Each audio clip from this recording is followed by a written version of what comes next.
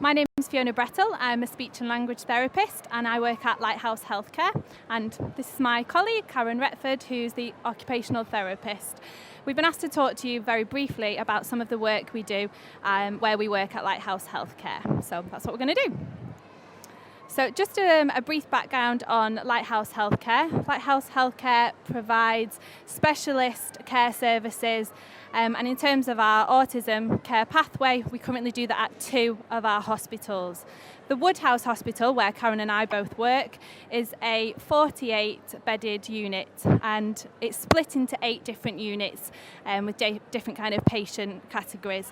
And 3 of those is our autism spectrum care pathway. We thought we would kind of do a case study today to demonstrate some of what we do at the Woodhouse Hospital. And for the purpose of this, we're going to do it on a patient called Joe, obviously not his real name. So here we go. So Joe was admitted to the Woodhouse Hospital back in 2012 and he was placed in our assessment unit. He has a diagnosis of severe learning disability, autism spectrum disorder and challenging behaviour. And he was admitted to us because of a breakdown in his community placement. His challenging behaviour had got to a point where it was very severe, high frequency and high intensity, so he wasn't being managed very well in the community. So he came to us. Due to his current presentation, or at that time, he was put in segregation, so within our unit he was placed at the bottom of our unit in his own space, and that was mainly for the safety of our other patients and for himself really. And he came to us under a section 3. Okay. The staff that were working with him work on the autism unit all the time, and they were working really hard to provide the best care for him and really manage his behaviours.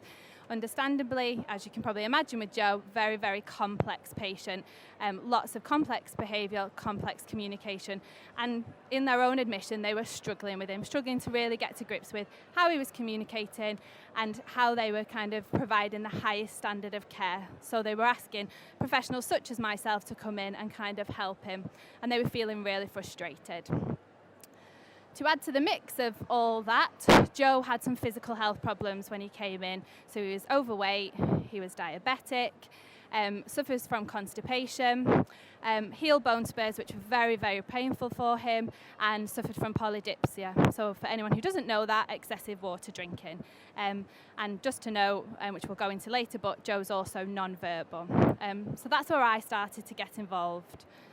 So I started to work with Joe about 2 years ago, just shortly after his admission, and we just basically got to grips with what his communication was like. At that time, because of his presentation, it wasn't appropriate to do any formal speech and language therapy assessments, but what we did was lots of clinical observations. So working with the staff, working with the patient to work out what's he doing with his communication, what is he trying to tell us, how is he getting his needs met, and what methods of communication is he using, and what does his behaviours mean really. So lots and lots of observations, lots of challenging the staff. So when they're kind of having presumptions about Joe's communication or behaviour or what that meant, I was often the one that was doing the why. Why do you think that is? Why is he presenting in that way? What is he trying to tell us? Where's your evidence for that? So it was often changing the staff's mindset as well because of this complex patient really, to really work out, do we have some evidence for why he's behaving that way or why he's communicating in that way? Lots of fact finding. What we came up with is some kind of real evidence about what we knew about Joe and his communication. So Joe is a multimodal communicator, so he was mainly communicating through gestures, vocalizations, some idiosyncratic signs, so signs that kind of were his own signs, not classic, your classic Makaton, but they meant something to him. And then obviously challenging behaviour, really, really communicative. In terms of what Joe could understand, our hypothesis is that it was generally around 2 to 3 key elements in a sentence, but it had to be backed up with signs. It had to be in an environment that was conducive to him. So he had to be attentive, no distractions, really for him to understand at that level.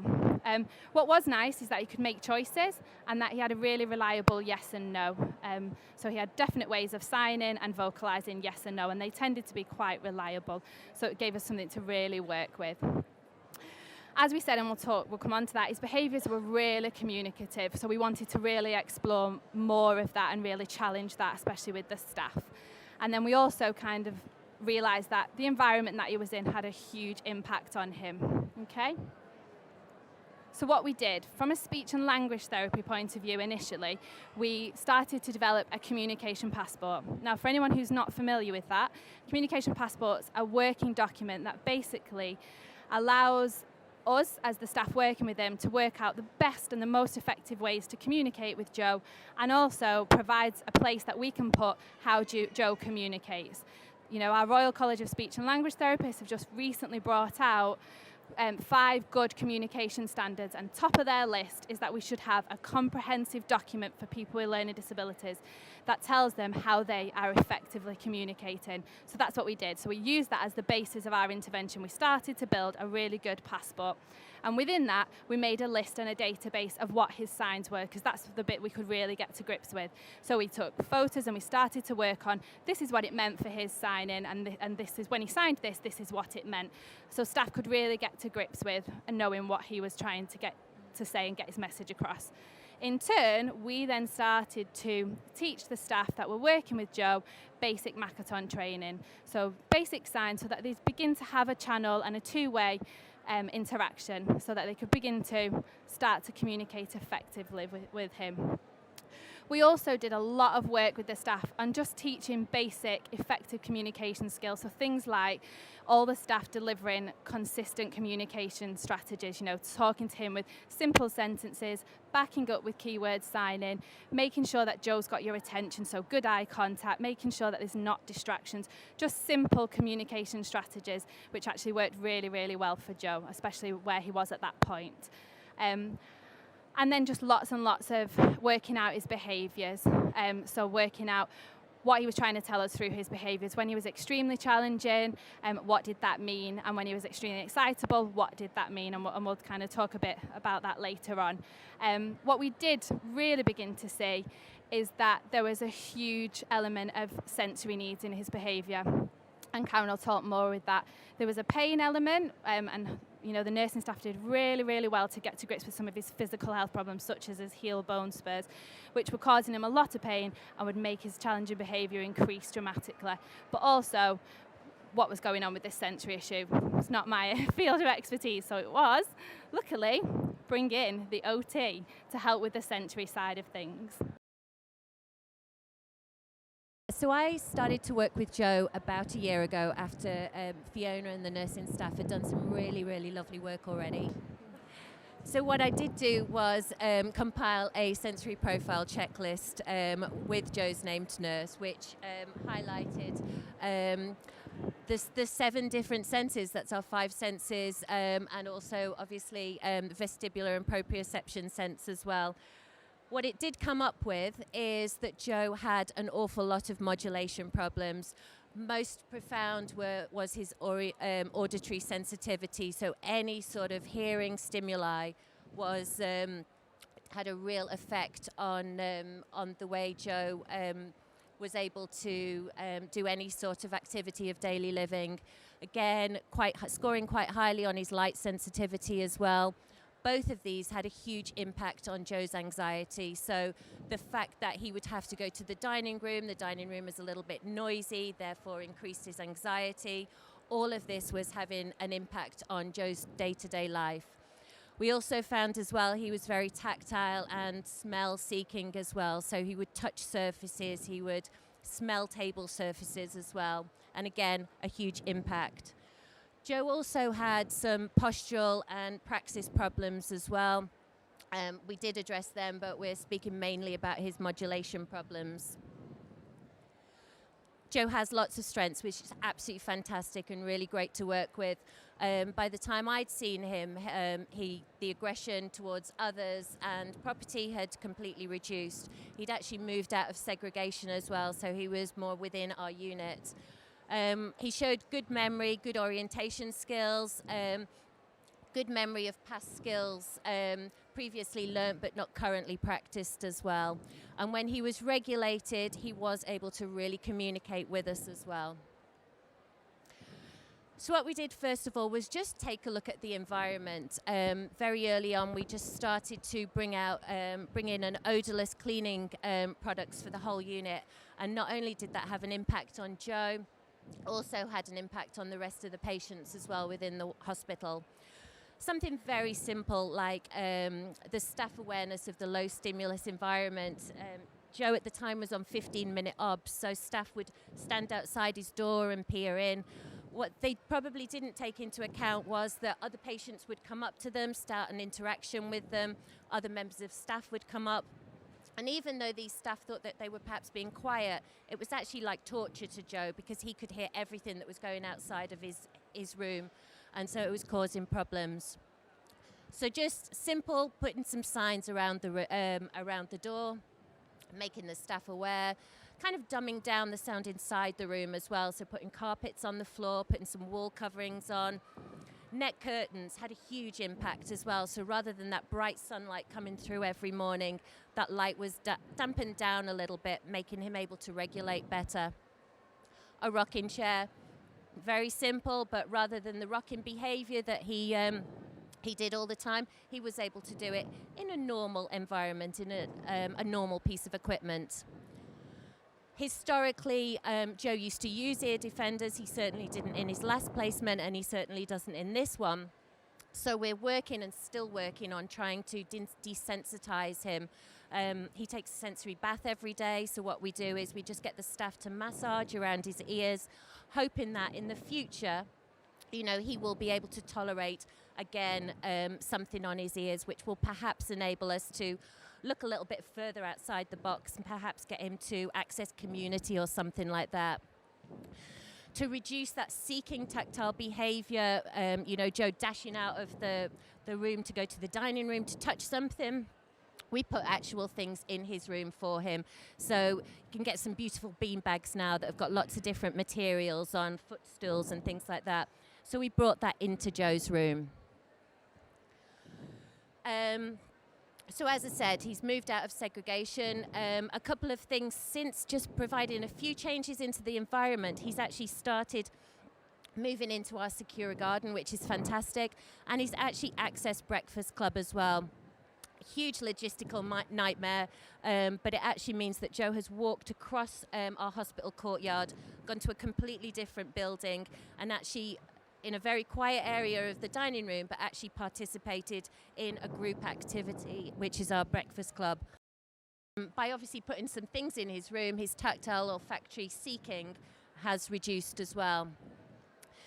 So once we'd done all that, Fiona and I wanted to work more closely together and do some more goals. So obviously we wanted to increase that communication, perhaps bring in some augmentative, alternative communication as well. I for sure wanted him to increase in activities, access the community. Swimming in particular is a utopian goal for me at the moment, but that's something that we're aiming towards. And we also obviously want to eliminate them self-injurious behaviours.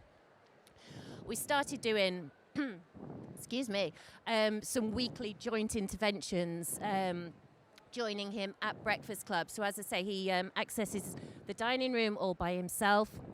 Very quiet area, but rather than the staff just putting breakfast in front of him, we started to offer him choices. So offering him 2 flavours of yogurt, asking him to participate in the activity, so giving him a knife and a banana rather than the staff do it for him, actually get him to just to chop up the banana himself and put it in there. As was with the communication profile, we learned that he could make choices.